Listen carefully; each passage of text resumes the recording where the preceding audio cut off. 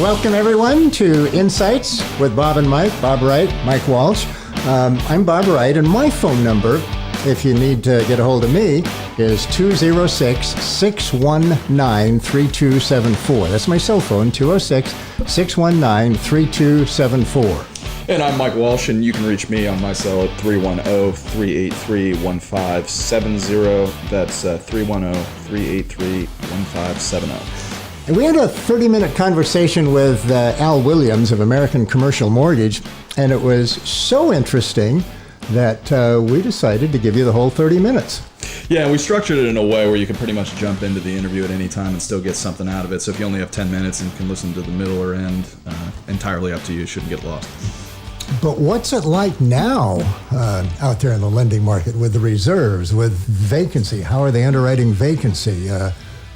Loan to value, is it still 75% or is it 65% or 55%? Well, there's no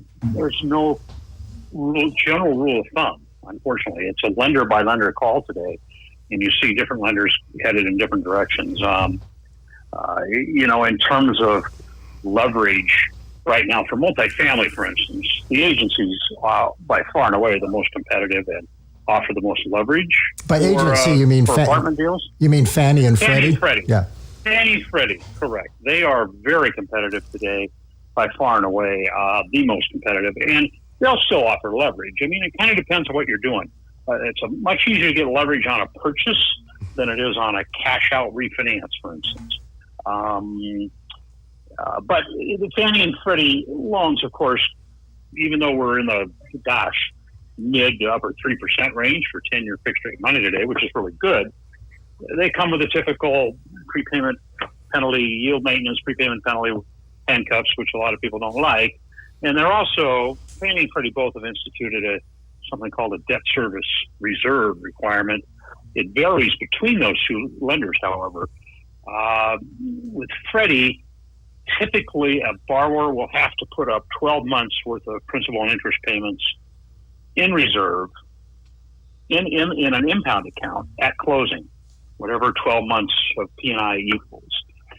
It can be released. There are rules for getting it released. It is your money or the borrower's money. They don't want you to use it to make your monthly mortgage payments unless that's the only way you can do it. It's there strictly as a guarantee that payments will be made if your rents fall off for whatever the reason. Fannie's a little. Go ahead. No, you go ahead. I didn't want to interrupt you. Well, I was just going to say, comparing the two agencies, Freddie almost always have to put up reserves today, this debt service reserve requirement. Fannie, it varies. If your loan to value is kept at 55% or less, and the cash flow underwrites to a 155 cover, then Fannie doesn't require any debt service reserves, none. In fact, two deals we're working on right now are exactly fall in that category, and the borrowers wanted it that way. They didn't want to borrow more than 55% because they wanted to avoid any kind of debt service holdback. If you go over 55%, I think 55 to 65%, I want to say 6 months worth of payments held back. And then anything over 65% leverage with Fannie is a 12-month holdback.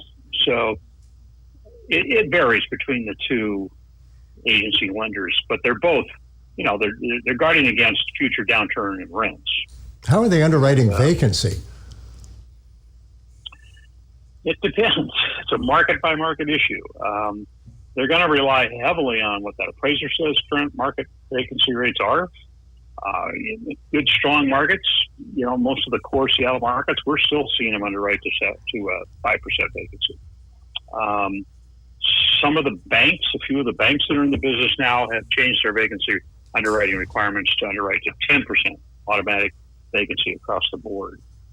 But of course, the agencies underwrite to historical income and expenses and the historical vacancies. So if you give them a rent roll that will support 5% vacancy, and historically you've been at 5% vacancy, they're going to underwrite to 5% vacancy.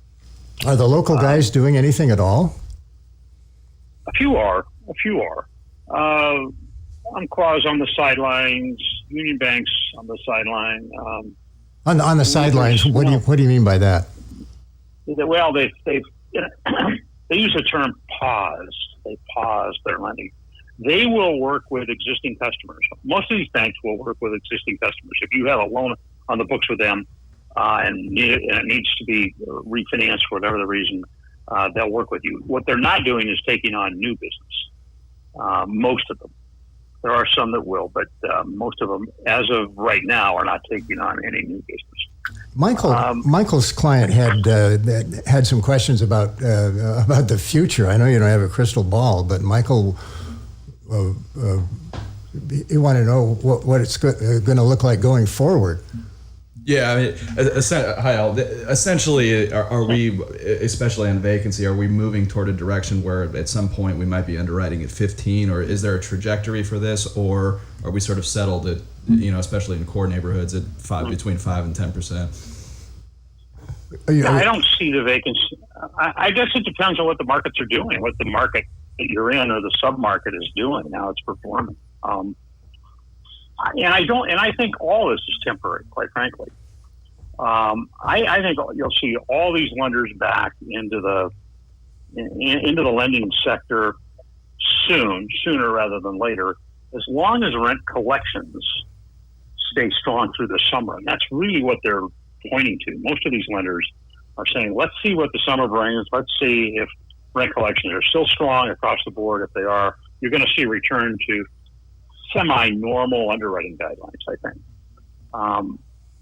And because right now it's very hard for lenders to get their arms around value today. And the one reason why they paused and wouldn't take on any new deals, most of these banks, because they can't figure out where values are going to come in anymore. They're not sure if rents are going to hold up in some of these markets. Are we going to see skyrocketing vacancy? Are we going to see concessions entering back into the marketplace, which I think we are. We're already starting to see that.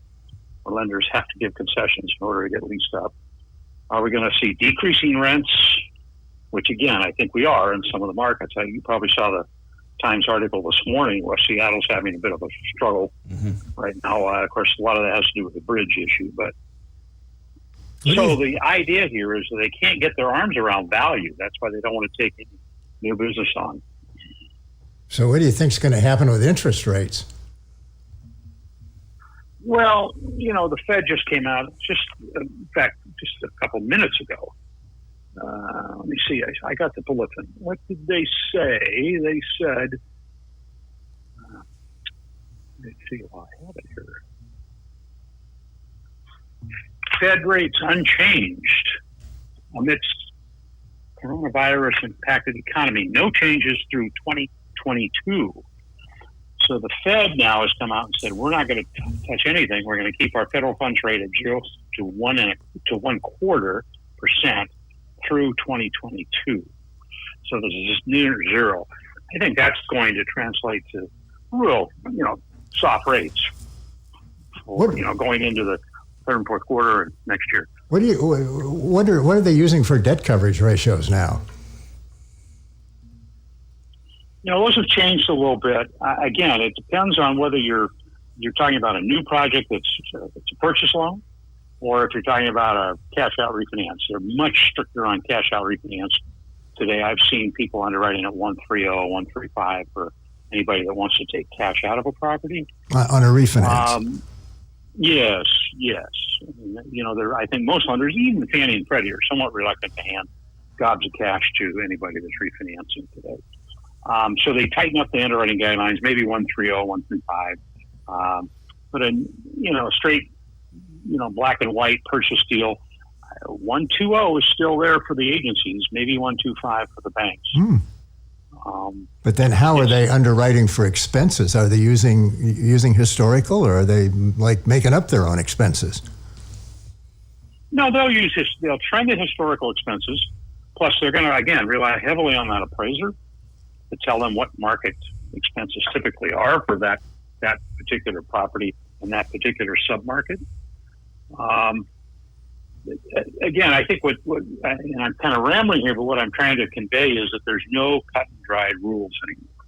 You can't You can't look at a property and say, we're going to underwrite to 5% vacancy and 33% expenses, and that's going to make it work. That's all out the window now. It's all market by market, deal by deal. Can you still get extended leverage to 75% with the agency? Yes. Can you still get them to underwrite to 1.20 coverage? Yeah, for the right deal in the right market.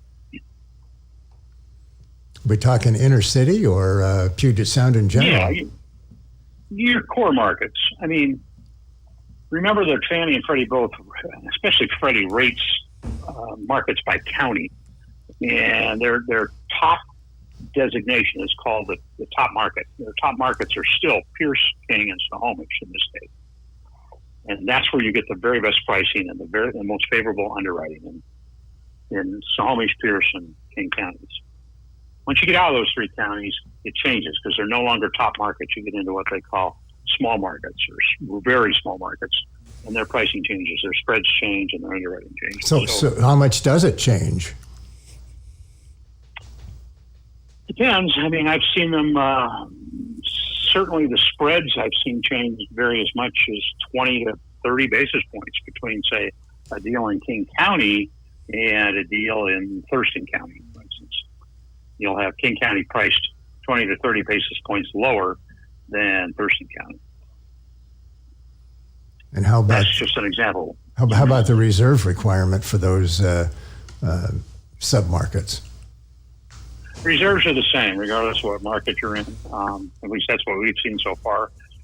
It doesn't matter. It's based. That's a loan to value issue and a debt service coverage issue. Have you seen any closings in the last month? Oh, we haven't just. We've closed. I hope so. We have to. We just closed a deal 2 weeks ago. A nice refinance of a 51-unit property in Thurston County. Freddie Mac fixed rate was 3.54 fixed for 10 years. Nice deal.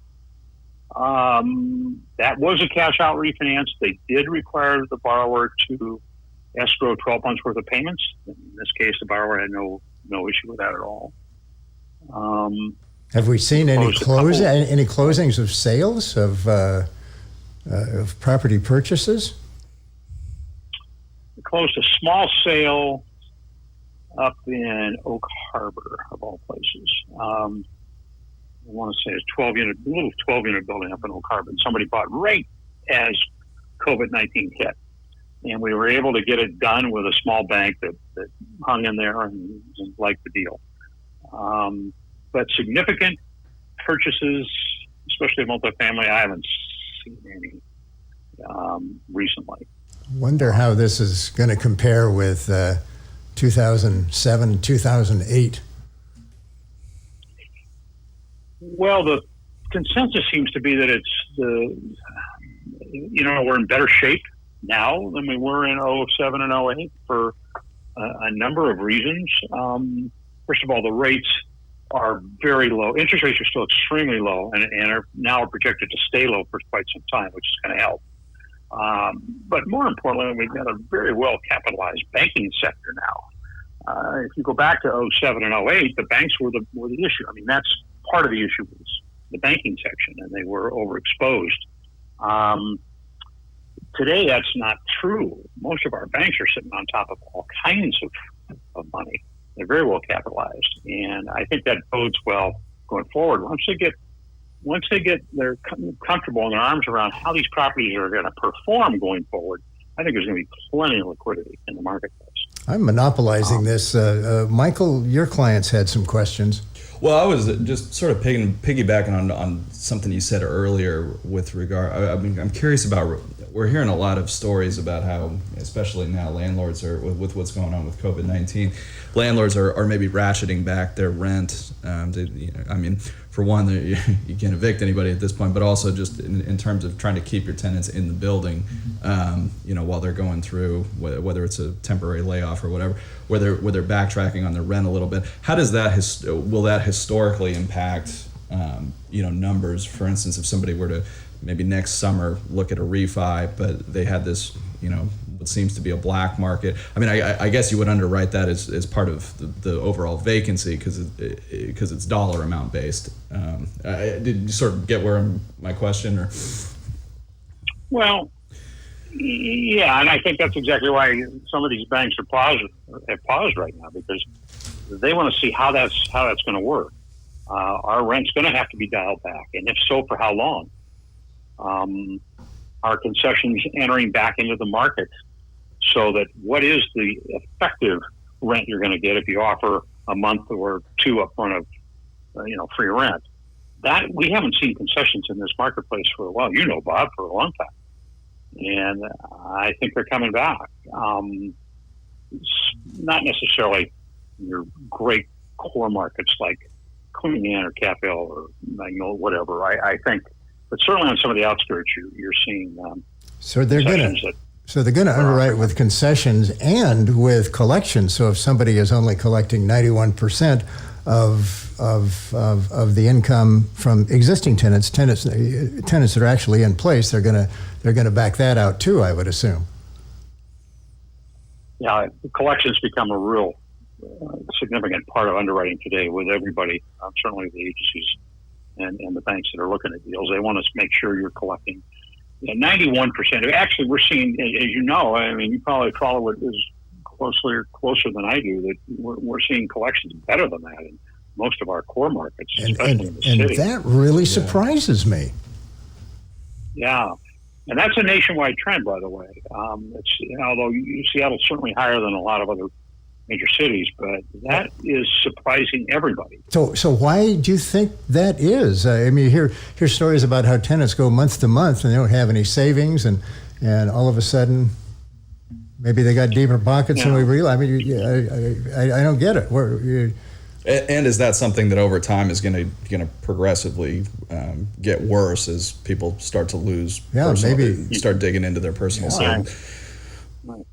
That again. That's why most lenders are saying we want to see what happens, in June and July and August and maybe even into September. That's why they're waiting to see what happens. A lot of people point to the stimulus and say some people are using their stimulus check or use their stimulus check for rent.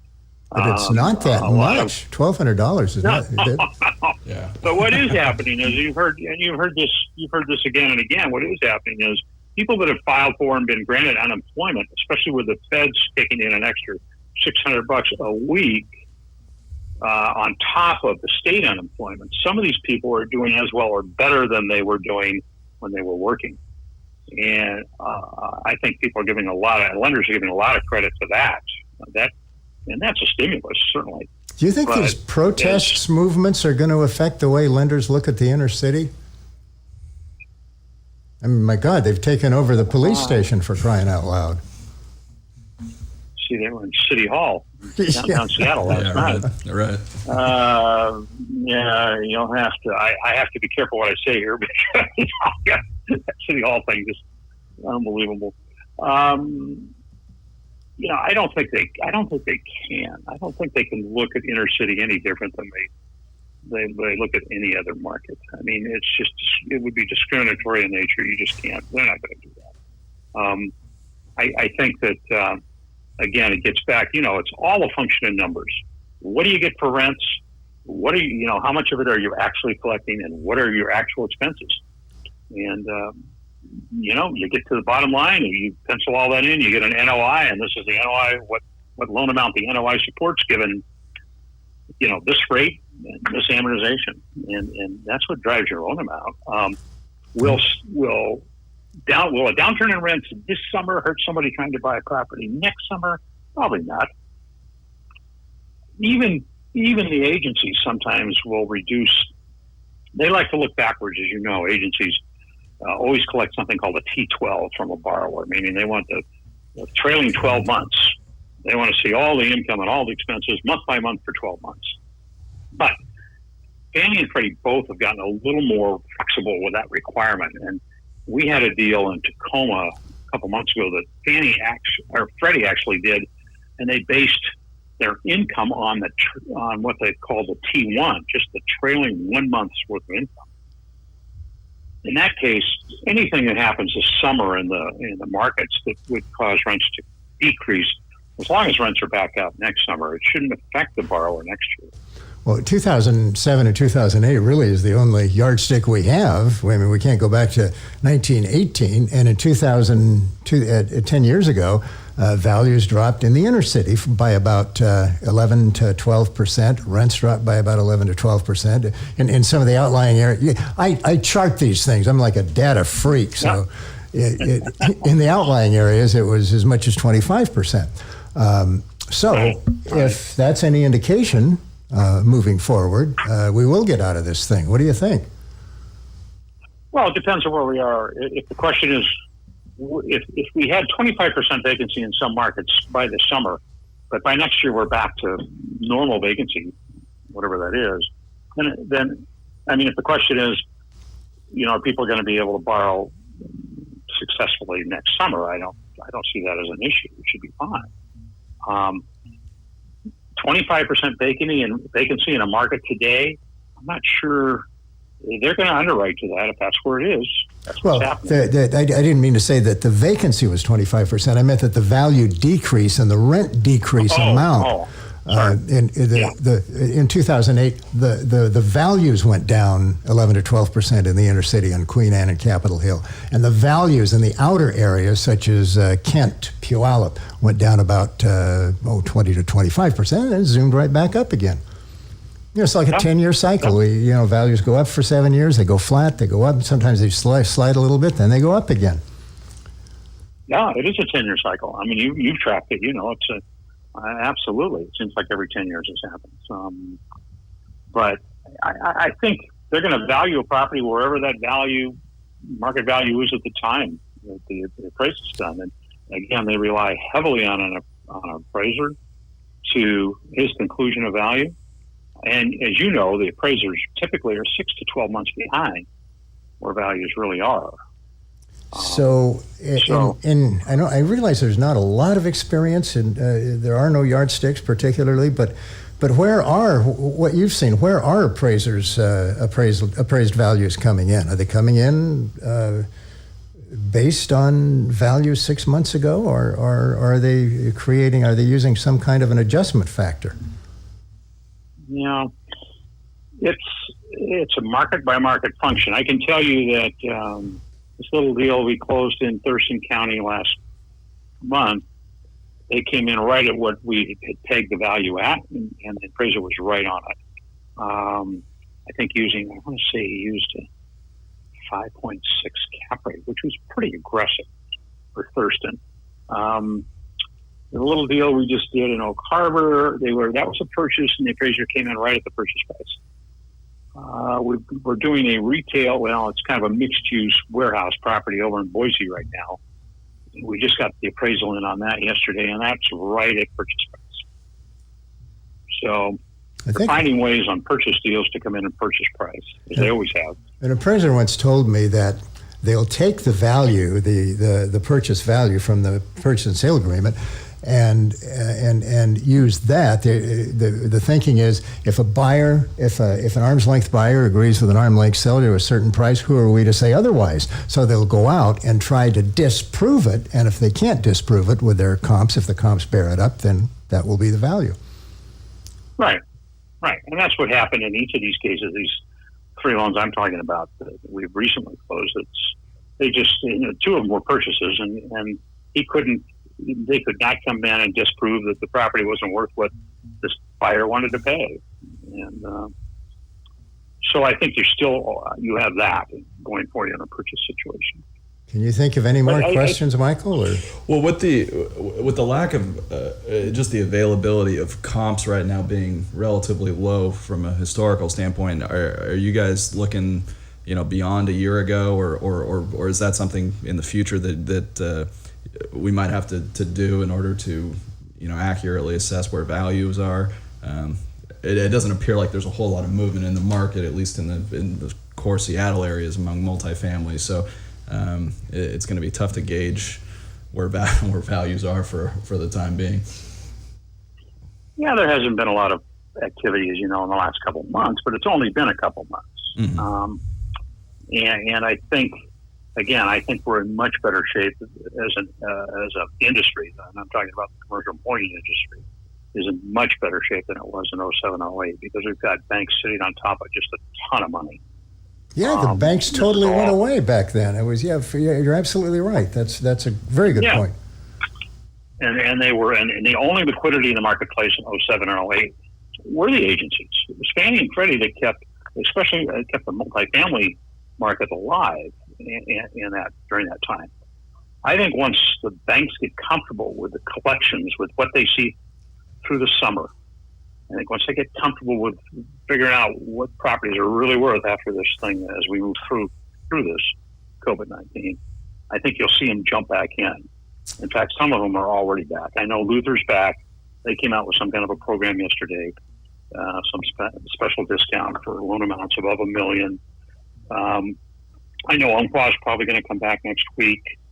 Union will be back soon. TIAA Bank is back big time, and they are. What bank is that? Teachers is TIAA.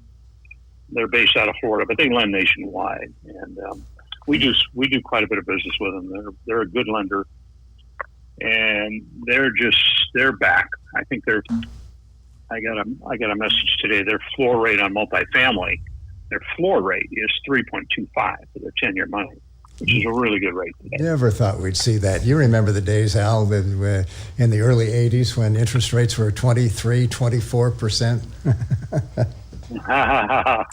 Yeah, I do. Jimmy Carter era. Made more sense then to borrow from the private money guys than it did from the banks. Oh, we were the only way we could put a deal together was with seller financing. We called it mushrooming. We go right around the banks, and the buyers didn't care. The attorneys didn't care. It's the only way you could do a deal. We used to put little disclaimers in there. A real estate agent does not recommend this. Didn't care. They do it anyway. Right. I mean, there's a couple things I think that'll besides the banks are well capitalized, interest rates are low and will continue to be low. I think the barrier to any new development is much tougher today. So I don't think you're going to see so much competition coming online and out of the ground going forward as we have seen. That was another question I was going to ask. Construction lending. Is there construction financing? There is, but it's really tough to get. I mean, you've got to have a proven track record of what you're doing. You've got to prove that you've got a project that's worthy, that there's a demand for whatever you're building. You've got to have significant reserves today. It used to be they wanted you to have 10% liquid of whatever you were borrowing. If it was a $40 million project, you had to have $4 million in cash liquid post closing. Now they've doubled that. Most lenders have doubled that. Liquidity requirement. So it's very tough to get you're not going to have a lot of lenders going after construction for a while. But it is there, and the portfolio lenders, some are there. Yep. Whereas 10 years ago, it was just Fannie and Freddie 10 years ago. Right. Al, I even think these. Go ahead. Oh, I was just going to complete your whatever you were going to say. Sorry. Well, I was going to say, and then you mentioned Fannie and Freddie again. I think this debt service escrow that reserves that they've created, I think that's temporary as well. I mean, I think that reserve requirement is going to change once the market and collections return to normal. So I think that's going to go away. There are a couple other banks that are doing that, by the way. It's not just the agencies. There's a couple other banks that collect this debt service reserve as well up front. But I think it's interim.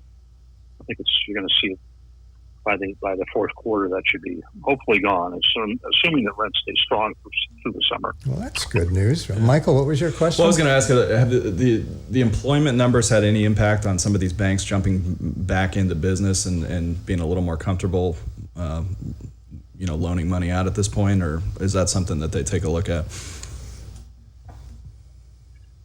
Well, I know they scrutinize employment numbers. To what degree it influences their decision to go back into lending is, and it's probably, again, market-driven to some degree.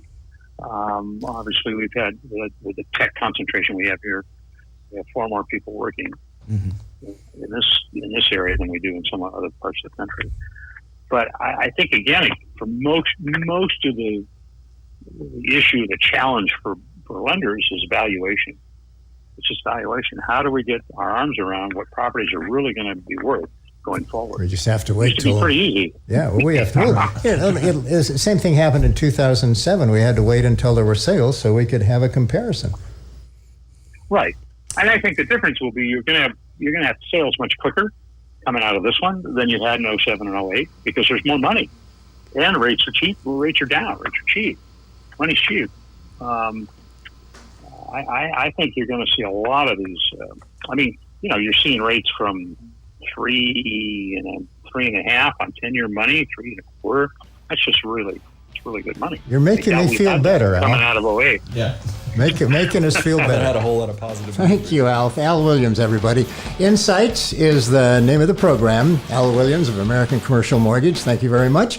My name is Bob Wright, and my telephone number, cell phone, 206-619-3274, 206-619-3274. And I am Mike Walsh, and you can reach me at 310-383-1570. That's 310-383-1570. And by the way, you can get a hold of Al Williams of American Commercial Mortgage at 206-979-4259.